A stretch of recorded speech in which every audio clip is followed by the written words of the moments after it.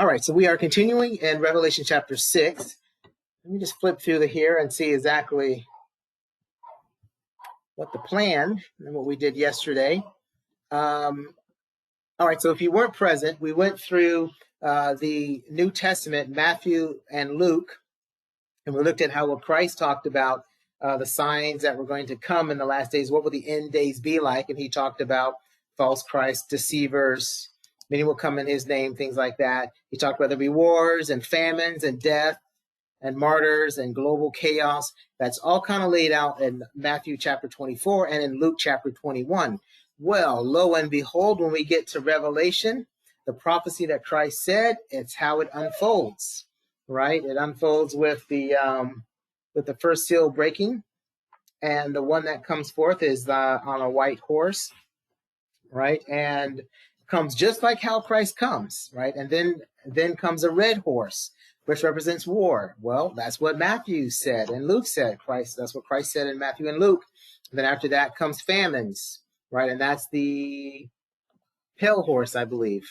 No, that's the black horse, right? And then comes death, and that's the pale horse. That's just how Christ laid it out. And then it goes on and talks about the brother against brother and things like that, how you'll be martyrs for Christ. Speaking of, the nation of Israel in particular, right? And that's what happens as we go through the scrolls. The fifth scroll is there's going to be those that are going to be martyred. They're going to be saying, "How long, O Lord, will you not revenge us?" Stuff like that. They're under the altar. All this stuff, it just unfolds just the way Jesus prophesied it in Matthew and Luke, right? I'm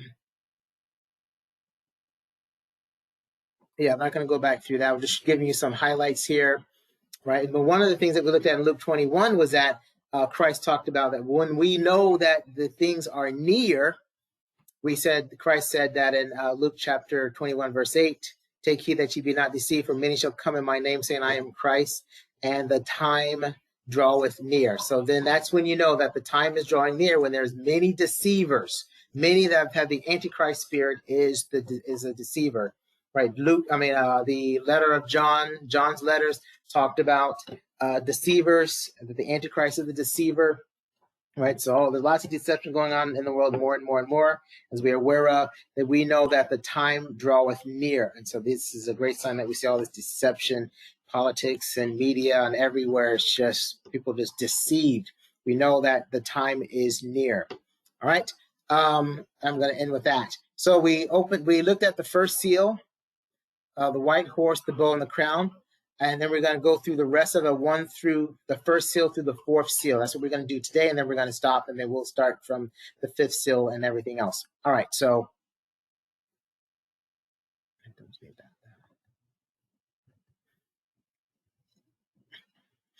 just a quick recap of the first seal, which is the white horse, right? Whenever the first four seals are open, we discuss how there's a beast that says, "Come and see." And the unique thing about it is that each of the four beasts that are associated, that speak about the four seals, it gives us, it says that one of the beasts does. And the first beast that's associated with the first seal that's opening up is the lion. Now, I was kind of discussing this yesterday about, I'm not quite sure that there is a correlation between the two, because we know the beast is a symbol of, represents Christ and its different manifestations, right? And the four beasts go with the first four seals. And that first beast that speaks is the lion. I'll tell you how I know that the first beast that speaks is a lion, because it says in the second beast, all right? But we know who the beasts are in order, because it says it in Revelation chapter 4, verse 7. It says the first beast was like a lion. The second beast was like a calf or an ox. The third beast had the face of a man. And the fourth beast was like a flying eagle. So these are the beasts that whenever the seals are open, they began to say, "Come and see, what this next horse is coming, right? As each seal the first four seals are opened up. So I do believe that there's some kind of correlation there. I don't think this is meant to be random, because after the four seals are broken, the beasts don't comment anymore as the seals are opened up like that. So I'm like, there's got to be some correlation to it, but I haven't quite put it together. If Pastor Ballard in her studies scholarly studies have already come to terms with that. She's more than welcome to kind of chime in with that. I'm just now going back and adding that. I don't have a complete in this of understanding of that, so it's kind of like, let me just not leave. I won't put that in there, but I'll add it in there just for those who may also have some insight or may get a revelation of that and can add to that. But I will say that there is somewhat so much of a correlation that this first white horse that is released, we're in Revelation chapter 6, verse 2 now, that this white horse and him that sat on it, we talked about, that is representative of like the Antichrist when he comes. Like Christ comes, he comes on a white horse. He comes with crowns as well. He comes with power, right? This white horse is almost seems like it's representing the Antichrist. That when he comes, he's sitting on this white horse. We said the white horse is like symbol of power and majesty and victory, right? Just as how Christ comes, right? Comes on the white horse as well. And then we noticed that how he said that him that sat on it had a bow, right? And I was letting you know that this bow is not like the bow that we're thinking about, like a bow and arrow, right? When you look it up in Strong's Concordance, it has this phrase that says a simple fabric. Like what? But as you continue to do study on this, it's like it's some kind of banner. But that word bow itself means just meant bent. When you go back and you continue to dig deeper into it, the bow is talking about that is bent. It means something that is bent. And the root word of it is like toxin, right? And toxin, of course, is like a weapon, like an arrow that has a poison tip on it. That's another context of what the word bow means when you look up from its Greek word meaning toxin. I'm just looking at one of the lines here under the topic bow that I have here. Right. But the other word that this goes back to is the word rainbow, right? But instead of saying rainbow, use the word bow like that. But it's not talking about a bow and arrow. The same word that is used in the Greek has its origins in the Hebrew when you go back and research that. And it goes with the sentence that's in Genesis chapter 9, verse 13, where it says, I will set my bow in the sky, talking about the rainbow covenant with Noah. And so I believe that when you look at this all together, that this bow that is talking about, that him that is riding on the white horse has a bow, I believe it is a bow that represents like a rainbow, or he comes with a covenant. When he comes, he brings forth a covenant of peace, right? And that's so I believe this is speaking of the Antichrist, that when he comes with this bow or this covenant of like, I'm coming to bring peace, I'm coming to bring a covenant. I'm going to bring peace to the world, right? That's how he comes, by peace. He brings peace to the world, Gentile world. He brings even peace to the nation of Israel. He just brings peace to everybody. Of course, we know he's going to break that covenant, right? And then, of course, he has this crown we talked about that is given to him. And we talked about given to him being both that God allows it, that God allows him to be able to conquer like this, to be able to reign like that as well, but also this crown talking about that is given to him, as if when he rises on the scene, this Antichrist, when he rises on the scene, people just bow down to him. They give it to him. They make him ruler and Lord. They just submit to him. And we know that's already happening. The world is looking for this Messiah to come. And as soon as he comes on the scene, we see previous ones that come up, the world is just like going crazy. They just flock to him and bow down to him. They're ready to just give this, this is the one that's going to bring peace and, salvation to the world, right? And so I believe this is kind of what this is speaking of, that the crown is given to him, right? That the world just makes him like, he's the man of peace. He's the Messiah. He knows all. Just like how when Christ is going to come, he's going to come on a white horse as well.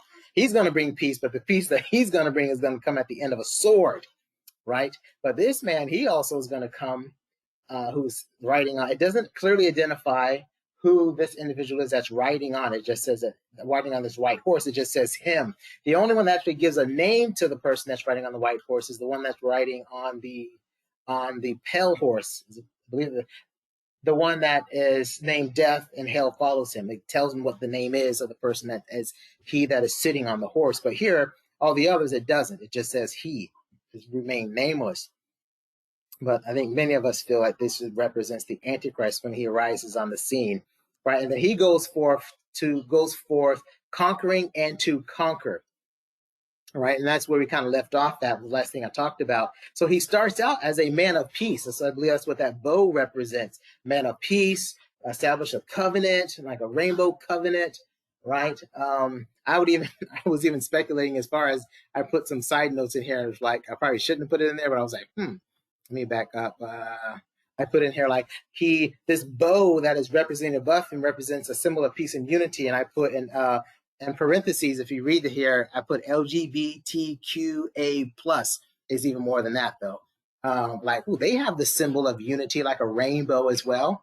It's a banner that they fly. They have their little pride rainbow flag thing, right? It's supposed to be a symbol of unity and peace or whatever. I was like, I'm not saying that that's what that is. I'm just saying, like the Antichrist is going to have this, is going to have a symbol.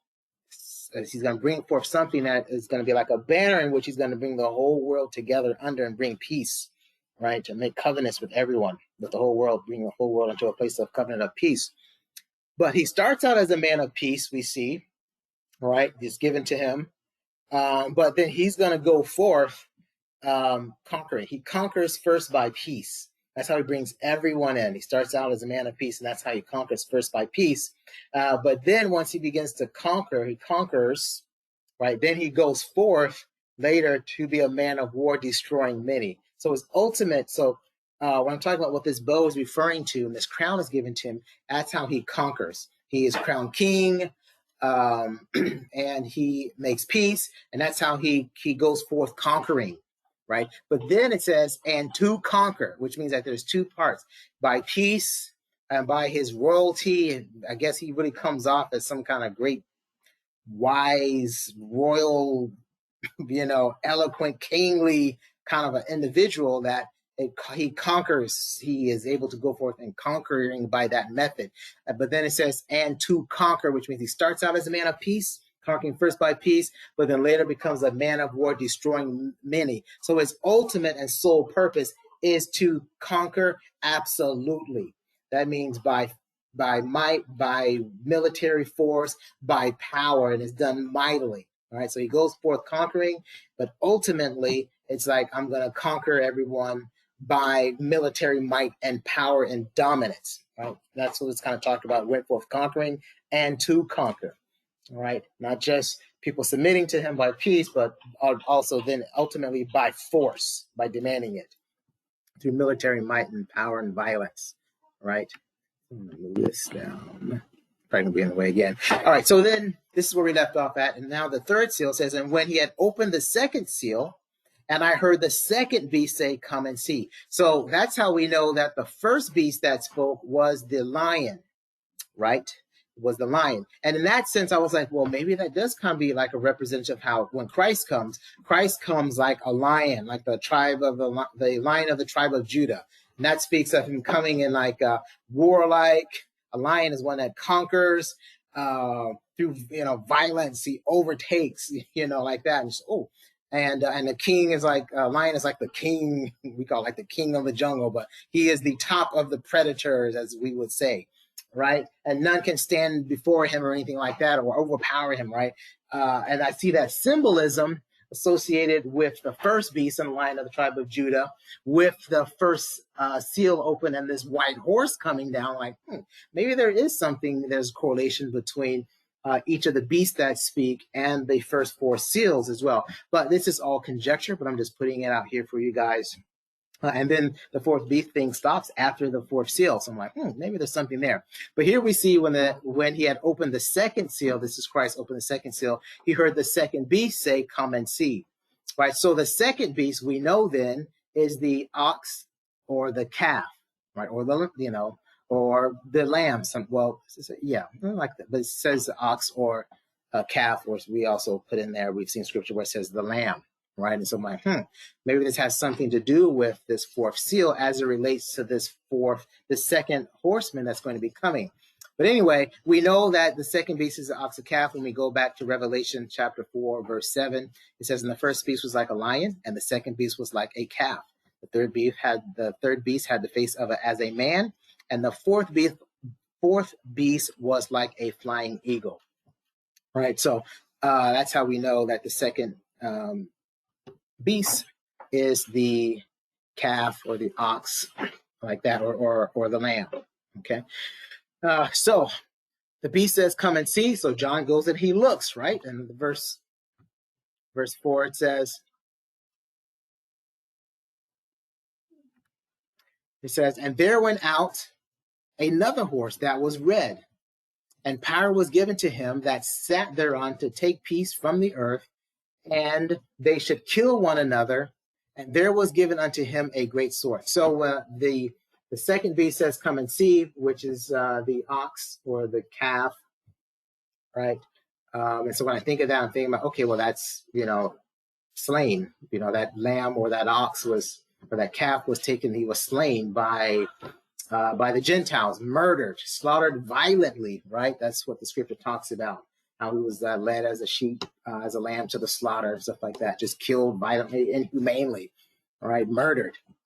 All right, so here we see the red horse coming out, and he's given power to take peace from the earth, that everyone should kill one another. So it's like blood for blood. It's almost like, the lamb was slain, the calf was slain and slaughtered and murdered. And so now here comes the red horse coming out, which is given power to take peace from the earth and cause people to just murder and kill each other, blood for blood, right? The sword is given, a great sword.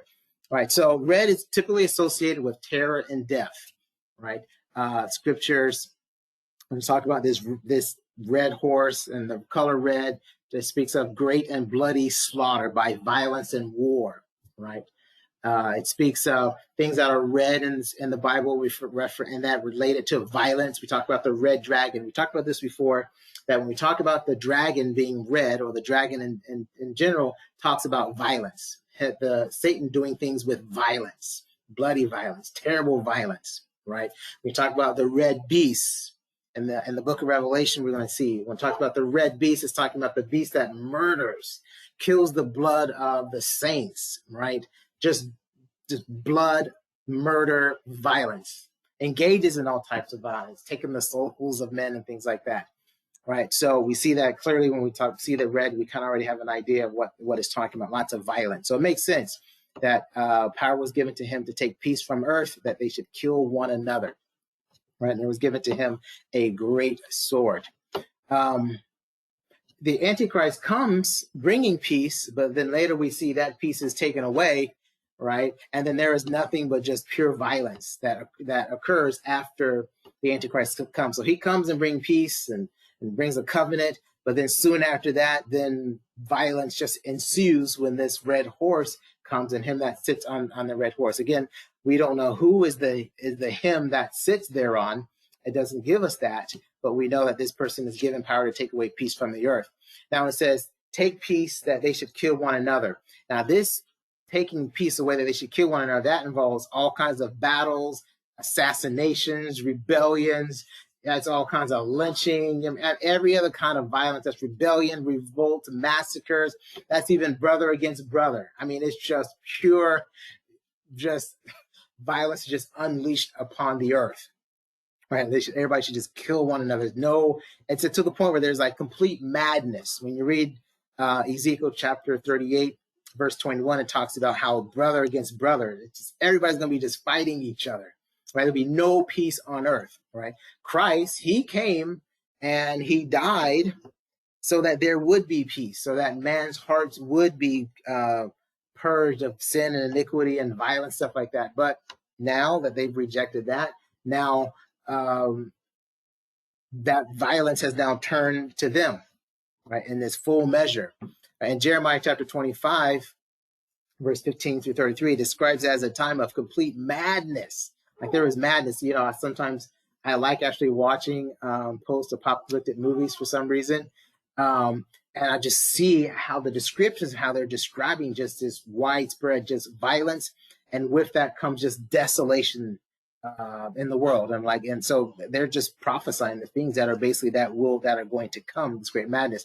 When scriptures talks about, and there was given to him a great sword, that great sword it describes the extent and the depth of the bloodbath that is going to be occurring. Like a great sword, there's going to be just great extent of death the extent and depth of the amount of blood that's going to be shed and violence that's going to be going on is uncomparable to anything that we've ever saw. And we've known that there's been great violence and wars and stuff like that. But whatever we're going to be seeing here, nothing's going to be like it. People are just going to be just killing each other left and right. And of course, the Antichrist is going to play a role in that violence as well. He's going to be a man of war as well. He's going to be engaging in violence and war as well. Right, so all that together, not only the Antichrist, but everybody's going to be just engaging in war and killing and murdering each other. Right. It goes on in verse 5. It says, and when he had opened the third seal, I heard the third beast say, "Come and see." All right. So we know who. So when the third seal opened again, then we know then that there is the third beast. Right. And we know the third beast represents the face of a man. Again, I have not put together the revelation or insight yet, although I hadn't really started praying about it, but I will for the next time we come through. We'll pray about it to see the correlation of why they specify the third beast, the first beast, the second beast like that, so that we get a better insight. It has to relate to something about Christ, right? What Christ did, and now what's happening to them as a result of what Christ did or went through. And now that judgment is coming back upon them, but I don't have it. I don't quite fully have it yet, but I haven't started to pray about that to get that insight and revelation. So the third seal opens up, and then the third beast, which is like the face of a man, or as has the face of a man, right? He says, "Come and see," and then behold, and lo, a black horse, and he that sat on him had a pair of balances in his hand. So when the third seal opens up, the black horse is let loose. Right now, we know black is a symbol of famine. When you go back and look in the Old Testament, it talks about in the book of Lamentations, chapter 4, verse 4 through 8, talks about there's all kind of famine goes on. It begins to describe what famine looks like amongst the people. And it talks about how their visage is blacker than coal, how their skin cleaves to their bone. But it gives a description of like famine being associated with blackness, right? Their visage is blacker than coal. That's pretty black. Right, and Jeremiah talks about prophecies. We're talking about the famine that was going to come, and begins to talk about that how they were black to the ground, like their appearance and everything was like black, like they were like dirt. Just like I don't know why the scriptures kind of describes. I guess I haven't seen true famine. I guess the famine that they're talking about describes that this famine is described like the famine associated with like, without having water. In the absence of water, the appearance that you have is like this blackness that occurs, right? But it describes this in Jeremiah chapter 14. I read it, just like, boy, that is quite odd. How blackness is associated, the appearance of someone, right, as the face of a man. And so I'm just wondering if the third beast on the face of a man is something associated with this black horse and the appearance and the visage of how man looks, right, during the time of famine, that has something to do with this third beast having a face as of a man, right? But anyway, there's someone that is sitting on it, but it's not identified who this person is that is sitting on it, right? But it has a pair of balances in his hand, right? And so we know the pair of balances is basically saying that it's speaking of great scarcity, right? And so that you have to eat your bread by weight and drink your water by measure. Right, so you're just not able to just eat as much as you want, stuff like that. You're only given enough to survive, right? Based on your weight, based on your height, you're only given enough to just thrive. I won't even say thrive. You're just given enough to survive, right? That's just how bad it's going to be, right? And then he goes on in verse 6, says, "And I heard a voice in the midst of the four beasts say, a measure of wheat for a penny, and 3 measures of barley for a penny. And see, thou hurt not the oil and the wine." Right, so many of us have already gone through and done all these measurements and things like that, so I don't have to go through it. But I think I have to check with Pastor Ballard to see if our calculations and things measure up. I should have gone and checked with some of the other scholars that are out there as well, because they've already done these same measurements as well. But basically, it's from what I've been able to understand as an estimate that basically each person is, for the measure of wheat they're talking about, it's like 1.8 loaves of bread, right, or a pound of bread. And that's supposed to be like a daily supply for one person. And I think it's probably talking about a measure of a man, though, right? This is how much that they're going to get. And basically, it's going to cost them, in order for to get this, is basically a whole day's work. So you work a whole day, and all you're going to get is basically a loaf of bread, right? And that's just going to be enough for you to be able to survive and thrive off just for that day. So it just talks about that there's going to be complete economic collapse going on. When things are being measured up like this, there is complete collapse of economies and governments and systems, right? Because whenever famines take place, it takes place in the presence of like complete loss of government systems, organized systems, distribution systems. All of that stuff has been completely disrupted. Of course, in the face of like violence that's going on, everybody killing and murdering themselves, there's complete chaos everywhere, right? And so now has been brought in just complete famine, and famine always has a tendency to follow war as well. Right? So whenever there is widespread war and violence that the red horse brings, typically that is always followed with famine in the natural sense, as we have seen. But this is also, in addition to that, though, this is also spiritual attacks coming upon the earth to cause these things to happen, to cause war to happen, to cause famine to happen as well, right? And then it makes this side note. It says, "See thou hurt not the oil and the wine." Now, many say that this is talking about that the natural oil, right, and wine, like grapes and stuff like that. But I don't believe that this is talking about that. I believe that in the face of famine, what is being said here, "See that thou hurt not." A voice is heard in the midst of the four beasts, says, "See thou hurt not the oil and the wine." And I believe that this is talking about the oil and the wine represents the consecrated Jews, right? The oil represents the consecrated Jews. And basically what it's saying is that the Jews will have provisions. Although there's going to be great famine, right? Provisions will be provided for the consecrated Jews, right? The Jews are going to turn to Christ, and provisions are going to be provided for them. They're not going to be hurt. They're going to be able to have sustenance to be maintained throughout this tribulation period that's going on. Now, that's my personal view. You can take it as conjecture, because I can't at this point. I'd have to do some more research to provide the scriptures that show you that this is actually talking about provisions for the Jews, not hurting the oil and the wine, make sure that they do not go into this type of famine like that as well. I have to do more research on that. I came to that at some point, and I just don't have the scriptures. I didn't take the time to put scriptures down to kind of support that. Right.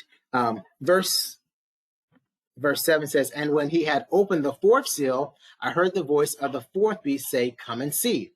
All right, so now we're down to the fourth seal. When the fourth seal pops, right, or Mark doesn't like me saying pop. When the fourth seal is released off this scroll, right, the fourth beast is associated with the flying eagle, right? So I don't know the correlation between the fourth beast and the release of the fourth seal. But when the fourth seal is released, right, he says, "And I looked, and behold, a pale horse, and his name that sat on him is Death." So he looks and he sees this pale horse. And so the pale horse, when you look up what that word pale is talking about, is actually talking about, it comes from the root word chloral. So it's a ghastly green.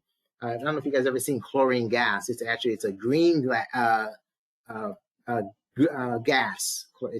The word chloros comes from our root word that we use in English, chlorine, and it means green, but it's also the color of leprosy as well. If you didn't know that, as a side note.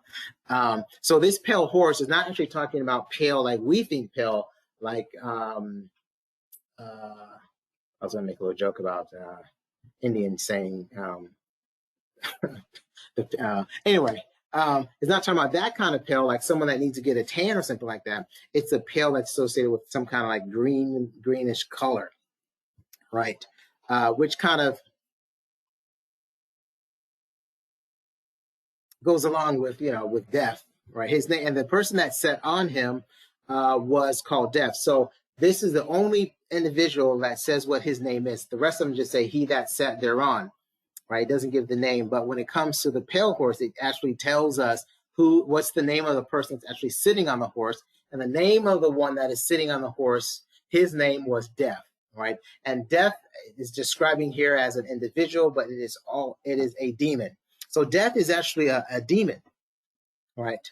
And Paul talks about having overcome death, right? And one of the deaths that he's talking about is the demon death that is able to reign in the presence of sin, and how Christ has overcome death, right? And by overcoming death, we overcome the physical death as the result of being in sin. We are spared from that through Christ's victory on the cross. But here we see this death is an actual demon that is here, riding on this horse that has been released on earth. And it says that his name that sat on him was Death, and hell followed with him.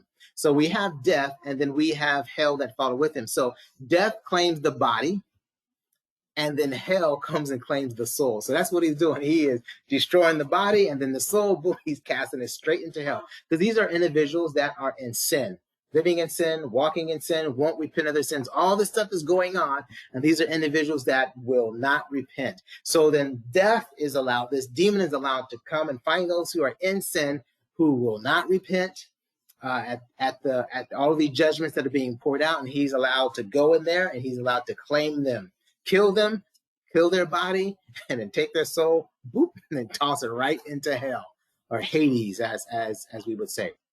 All right, so death is able to claim its prey by several means, and this is what is described. And power was given unto them. And power was given unto them over the fourth part of the earth, to kill with the sword, to kill with hunger, and with death, and with beasts. So all the different horses, the white horse, the red horse, the black horse, the pale horse, it says, and power was given unto them.